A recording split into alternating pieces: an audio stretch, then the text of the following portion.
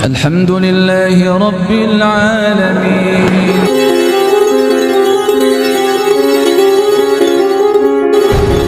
Yang bisa menjawab bahwa Isra Mi'raj ini benar adanya hanyalah keimanan. Tapi dengan satu pengantaran logika begini Pak. Tadi dikatakan Asra. Asra itu Allah memperjalankan.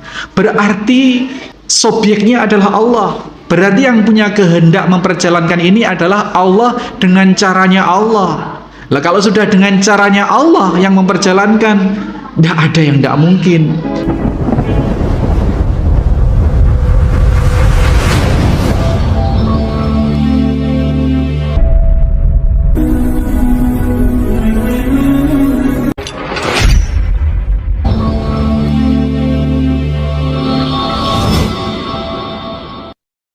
Bismillahirrahmanirrahim. Assalamualaikum warahmatullahi wabarakatuh. Innal hamdalillah nahmaduhu wa nasta'inuhu wa nastaghfiruh wa na'udzu billahi min shururi anfusina wa min sayyiati a'malina may yahdihillahu fala mudilla lahu wa may yudlil fala hadiya lahu. Asyhadu an la ilaha illallah wahdahu la syarika lah. Asyhadu anna Muhammadan abduhu wa rasuluhu la nabiyya ba'dah. Allahumma shalli wa sallim wa barik ala Muhammadin wa ala alihi wa sahbihi wa sallam. Qala ta'ala ya ayyuhalladzina amanu taqullaha haqqa tuqatih wa la tamutunna illa wa antum muslimun. Allah Ta'ala aidan ya ayyuhan nasu taqu rabbakumul ladzi khalaqakum min nafsin wahidah wa khalaqa minha zawjaha wa bassa minhuma rijalan katsiran wa nisaa'a wattaqullaha alladzi tasaaluna bihi wal arham innallaha kana 'alaikum raqiba. Hadirin hadirat jamaah musalla Riyadhus Shalihin, warga Geraha Bumi Ayu Dauhan Situbondo, rahimani wa rahimakumullah. Malam ini kita diberi kenikmatan berlebih dari Allah Subhanahu wa taala, berupa kita diberi taufik, diberi kesanggupan, diberi kekuatan oleh Allah Subhanahu wa taala untuk mengingat sekaligus menggali hikmah peristiwa besar sepanjang sejarah manusia. Peristiwa ini diantara peristiwa yang paling besar, di mana ada sebuah perjalanan yang tadi disitir oleh Bapak Ketua Takmir, Bapak Haji Nur Salam, 1.500 km. Waktu itu 1.400 tahun yang lalu. Bayangkan, waktu itu kendaraan paling mewah itu onta. Kuda itu masih kalah Pak, onta. Nah kita bayangkan onta itu sak lari-larinya onta berapa kilometer per jam. Nah ini akan kita kupas nanti apa rahasianya, bagaimana Rasulullah Sallallahu Alaihi Wasallam melakukan mobilitas atau perpindahan dari satu tempat ke tempat lain yang masih di atas bumi saja, di muka bumi saja sudah nggak ketemu nalar. Apalagi perjalanan ini dilanjutkan ilal Masjidil Aqsa, minal Masjidil Aqsa ilal Sidratul Muntaha. Oleh karenanya satu kenikmatan besar ketika kita tergerak hati kita bisa hadir kesempatan malam hari ini dan takmir menggelar kajian tentang Isra Mi'raj ini. Ya, ini merupakan satu hal yang wajib kita syukuri, bahwasanya kenikmatan ini tidak dimiliki oleh semua kita di kesempatan malam hari ini. Saudara-saudara kita yang lain saat ini bercengkrama dengan keluarga, nonton TV, melototi quick count ya Pak. Melototin quick count, yang seneng-seneng, yang tidak seneng meriang Pak, meriang. Maka kita jangan mau dibodoh-bodohi oleh tontonan-tontonan yang sesungguhnya tidak bermanfaat. Ya, hasil pilpres, hasil pilkada pemilu nantilah 28 Maret. Nah, sekarang ini hiburan saja, itu dilihat pintas saja. Bapak Ibu sekalian, rahimani wa rahimakumullah, dengan kita bersyukuri kenikmatan kita malam hari ini, dengan kita berikhtisab, kita berharap kepada Allah, memohon pamrih kepada Allah Subhanahu wa taala, pemenuhan janji Allah bahwasanya ketika kita bersyukur dengan sesungguh-sungguhnya bersyukur, maka Allah akan menambah, la'azidannakum, sungguh aku akan tambah kenikmatan itu. Jadi malam hari ini kita bersyukur pada Allah Subhanahu wa taala. Tentu tidak cukup dengan lafzul hamdalah, dengan kalimat hamdalah, tetapi dengan sepenuh hati kita. Juga sholawat serta salam senantiasa kita haturkan pada junjungan kita Nabiullah Muhammad sallallahu alaihi wasallam, yang seluruh kehidupan beliau menginspirasi, menjadi tarbiyah, iktibar bagi kita semua, yang di dalamnya dari lahir sampai beliau meninggal, bahkan bekas-bekas asar perjalanan beliau, hadis-hadis beliau membangun jiwa raga manusia hingga kelak akhir zaman, tidak hanya sampai hari ini. Maka kita harapkan, kita memohon kepada Allah kebersamaan kita kelak di surga Allah Subhanahu wa taala dengan mendapatkan syafaat beliau atas izin Allah Subhanahu wa taala. Karenanya kita perbanyak mengilmui ajaran-ajaran beliau sallallahu alaihi wasallam dengan memperbanyak juga bersolawat atas beliau sallallahu alaihi wasallam. Bapak Ibu jamaah dan warga Geraha Bumi Ayu yang kali ini hadir di Musholla Riyadhus Shalihin dalam rangka kajian Islam sambil memperingati Isra Mi'raj Nabiullah Muhammad sallallahu alaihi wasallam, rahimani wa rahimakumullah. Kita maklum bahwasanya Al-Quran itu bukanlah buku sejarah, tetapi tidak dipungkiri bahwa di dalam Al-Quran itu menceritakan banyak sekali peristiwa-peristiwa bersejarah. Di antara peristiwa bersejarah besar yang diceritakan oleh Allah Subhanahu wa taala di dalam Al-Quran adalah peristiwa Isra Mi'raj ini. Bagaimana sepertiga malam, hanya dalam waktu sepertiga malam Rasul sallallahu alaihi wasallam diperjalankan. Subhanalladzi asra bi 'abdihi. Subhanalladzi ini dalam ilmu balaghah termasuk kalimat ijaz, yakni kalimat yang ringkas tetapi sesungguhnya memiliki makna yang lebih luas atau yang sangat luas, yang di dalamnya mengandung lafdzul jalalah, yakni di situ sesungguhnya kalimatnya adalah subhanallah, maha suci Allah. Subhanallah ini adalah kalimat yang sedemikian agung. Baginda Nabi sallallahu alaihi wasallam pernah menyampaikan bahwa subhanallah tamlaul mizan. Kalimat subhanallah ini memenuhi timbangan di yaumil kiamat nanti. Mizan, memenuhi mizan.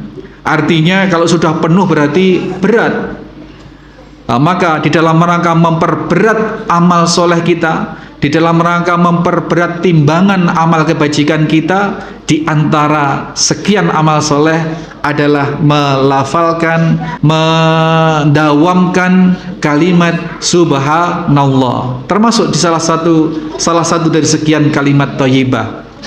Subhanallah, subhanallah ini adalah kemahasucian Allah Subhanahu wa taala. Allah sendiri yang mensifati dirinya sendiri menyebutkan kalimat thayyibah ini untuk mengawali satu cerita, untuk mengawali satu paparan peristiwa.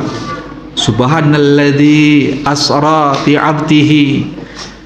Asra ini memperjalankan. Jadi kalimat aktif. Jadi Allah memperjalankan hambanya. Di sini kita bisa ambil satu poin besar, bahwa kenapa bi abdihi, tidak bi Muhammad bin Abdullah misalnya, tidak disebut nama. Di sini ada dua keistimewaan. Yang pertama adalah yang diisrakan itu, yang diperjalankan itu adalah hamba Allah. Hamba Allah ini berarti meliputi jasad dan ruh. Syarat sebagai seorang hamba, dinamakan hamba seseorang, adalah apabila orang itu terdiri dari dua komponen, jasad dan ruh, maka dia disebut sebagai manusia, seorang hamba. Kalau jasad saja Pak, tidak ada ruhnya, berarti dia mayat. Atau tidak ada jasadnya, cuman roh doang, itu mah kuntilanak, itu hantu. Ini tidak bisa disebut hamba. Di sini menjelaskan pada kita bahwasanya cukup mengantarkan keimanan pada kita bahwa yang diperjalankan itu adalah jasad dan ruh. Ada sebagian orang-orang filosof, orang-orang filsafat menganalisa, oh itu yang diperjalankan hanya ruhnya, jadi hanya antar dimensi. Jadi sesungguhnya orangnya masih di Mekah, tetapi sebagaimana halnya orang bermimpi bisa kemana-mana dalam waktu sekejap. Atau dicocok-cocokkan dengan ilmu Rogo Sukmo Pak. Oh itu Rasulullah Muhammad itu sesungguhnya sedang Rogo Sukmo, dalam waktu sekian detik sekian bisa kemana-mana dan bisa balik lagi. Nah ini ayat ini, surat Al-Isra ini, ayat 1 ini cukup menjelaskan sebenarnya, cukup memberikan satu pemaparan atau bukti yang sangat telak, yang tidak terbantahkan bahwasanya Nabi Shallallahu Alaihi Wasallam itu diperjalankan dari Masjidil Haram ke Masjidil Aqsa Palestina 1.500 km. Yang secepat-cepatnya sekarang ini pakai pesawat 1,5 jam. Belum lagi ke Masjidil Aqsa, ke Sidratul Muntaha. Oh ini sudah tidak terukur. Sidratul Muntaha itu adalah di atasnya sab'as samawat, di atasnya langit 7, masih lebih tinggi lagi. Sedangkan langit 1 saja, langit dunia ini, ya, alam nasut ini, alam manusia ini tidak terjangkau Pak. Belum ada ilmuwan antariksa sampai hari ini yang bisa mengukur luasan galaksi Bima Sakti, galaksi Andromeda, dan masih bergalaksi-galaksi lagi. Ini belum terjangkau dalam hitungan ruang dan waktu, belum terhitung berapa jauhnya. Ini baru langit 1. Sehingga kalau tadi Masjidil Haram Makkah ke Palestina itu 1.500 kilo, itu masih hanya secuplik permukaan bumi. Padahal bumi ini kalau seluas dihitung, seluas semua ukuran bumi itu diukur, maka akan menghasilkan perkalian yang sangat banyak. Belum lagi bumi ini masih di dalam lingkungan tata surya yang mengelilingi matahari, planet-planet diantaranya bumi. Ini kemudian tata surya ini masih ditata suryai lagi, namanya galaksi, tidak nutut kita mikir. Maka yang bisa menjawab bahwa Isra Mi'raj ini benar adanya hanyalah keimanan. Tapi dengan satu pengantaran logika begini Pak, tadi dikatakan Asra. Asra itu Allah memperjalankan. Berarti subjeknya adalah Allah. Rasul Shallallahu Alaihi Wasallam ini hanyalah objek. Berarti yang punya kehendak memperjalankan ini adalah Allah dengan caranya Allah. Lah kalau sudah dengan caranya Allah yang memperjalankan, tidak ada yang tidak mungkin. Contoh ringan, Pak. Suatu hari saya punya urusan di Bondowoso, itu 30 kilo dari sini. Saya berangkat jam 8 pagi. Saya ambil baju, ambil jaket. Nah, di dalam saku jaket saya ini ada semut. Saya ambil jaket itu dari lemari. Kemudian jaket itu saya pakai, saya ke Bondowoso. Di Samsat sana, kantor bersama Samsat. Selesai urusan jam 9, setengah 10, jam 10, setengah 11 saya pulang. Jam 11 nyampe rumah. Jaket saya lepas, saya cantolkan lagi. Semut keluar, Pak, dari saku. Kemudian pidato di antara teman-teman semutnya. Ya maksarul namal, wahai bangsa semut, ketahuilah bahwa saya barusan saja sampai Bondowoso dan balik lagi ke sini. Ditanya sama teman-teman semut, emang sampai berangkat jam berapa? Tadi jam 8. Hah? Jam 8 berangkat ke Bondowoso, jam 11 sudah nyampe situ Bondo lagi. Ah, yang bener. Di situ ada semut yang tidak percaya, ada semut yang percaya, ada semut yang tadinya percaya jadi nggak percaya karena tidak masuk akal. Tidak masuk akal untuk ukuran otak semut, Pak. Padahal kalau kita lihat dari, ya sangat masuk akal. Karena semut tadi itu kebawa di saku jaket saya. Lah ini logika sederhana sekali yang bisa menjelaskan bahwasanya Rasul Shallallahu Alaihi Wasallam hanya dalam waktu sepertiga malam itu berangkat dari Masjidil Haram ke Masjidil Aqsa, ke Sidratul Muntaha, kemudian balik lagi. Pagi-pagi Rasulullah pidato di antara kafir Quraisy dan para sahabat yang ada di Mekah. Ada yang langsung beriman, langsung membenarkan, tidak ada keraguan sama sekali, yakni Abu Bakar As-Siddiq.